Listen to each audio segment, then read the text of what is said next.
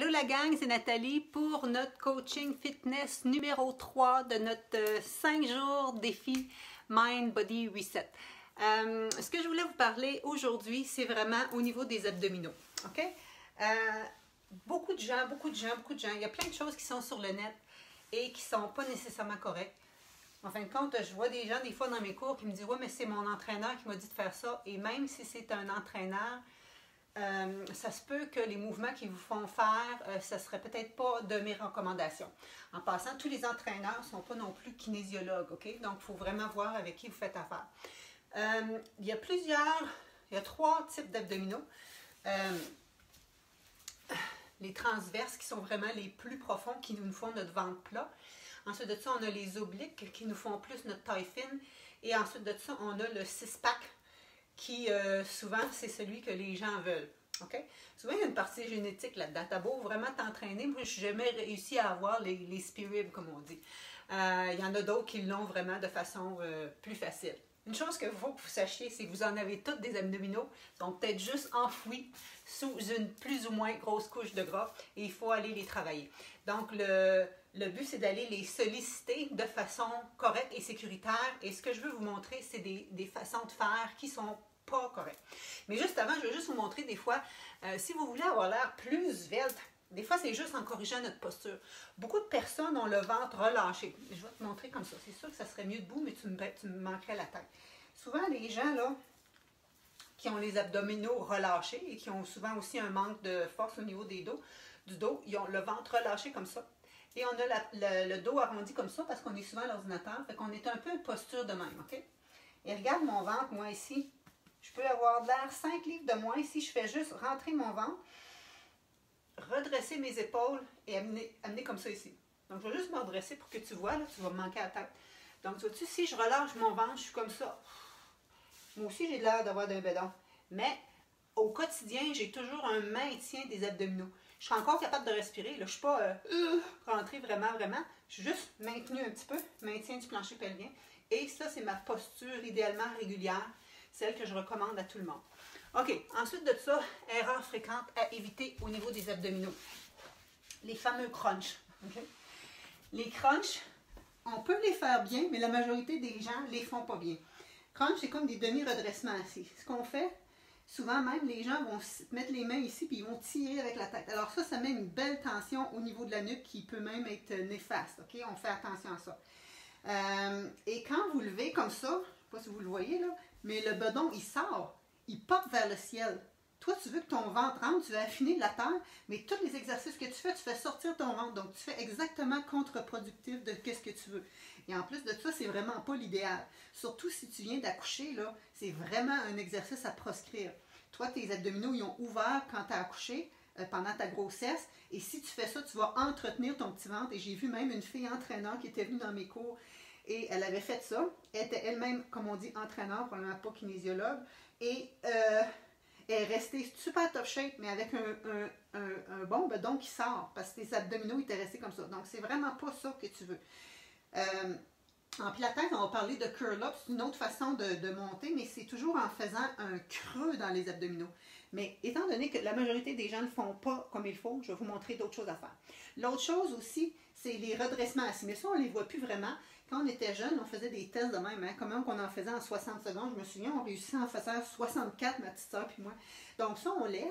Et à partir d'ici, on lève jusqu'en haut.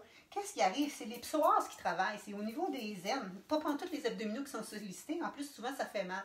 Donc ça, les redressements assis, on oublie ça. Les crunchs, on oublie ça parce que ça nous fait popper le bedon. Et un autre que j'aime pas pantoute et que je vois encore beaucoup de gens faire, qui est dur sur le bas du dos, c'est les affaires de même. Attends un peu, je vais te le montrer. Donc, pour ne pas me blesser, je vais le faire. Je vais inspirer, expirer, contracter mes abdominaux. OK, donc c'est des levées comme ça de genoux. Si tu es juste en haut, ici, à la limite, ça peut être pas pire. Mais quand tu descends jusqu'en bas, il faut que tu sois vraiment fort des abdominaux. Comme là, moi, mon ventre, là, je le retiens. Mais la majorité des gens vont le faire popper vers le ciel. Et en plus, c'est super dur sur le bas du dos. Donc, tout ce qui est les affaires comme ça, surtout si c'est des coups, là, évitez ça si vous ne voulez pas vous blesser. Donc, comment faire pour que ça soit plus efficace? OK? C'est ça qu'on veut. Notre élève veut toujours des exercices qui sont plus efficaces, qui prennent moins de temps. Okay? Le but, c'est pas de faire 300 sit-ups, c'est de faire d'autres exercices qui vont être payants. Okay? Donc, je vais t'en montrer, par exemple, la planche, qui est toujours un bon exercice que tu peux faire ici, juste comme ça, les épaules au-dessus des mains, comme ça. Ça pourrait être que tu viens mettre ton genou vers ton coude opposé, du même côté, je veux dire. Si tu veux travailler plus tes obliques, tu vas le faire côté opposé. Si tu es super en forme, tu peux te challenger et venir même ici toucher ta main de l'autre côté. Tu pourrais même le faire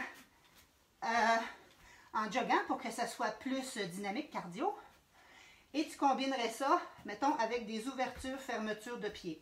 Plus tu ouvres large, plus ça vient solliciter tes abdominaux ici, qui sont toujours bien gainés. OK? Donc, admettons que tu fais ça ici.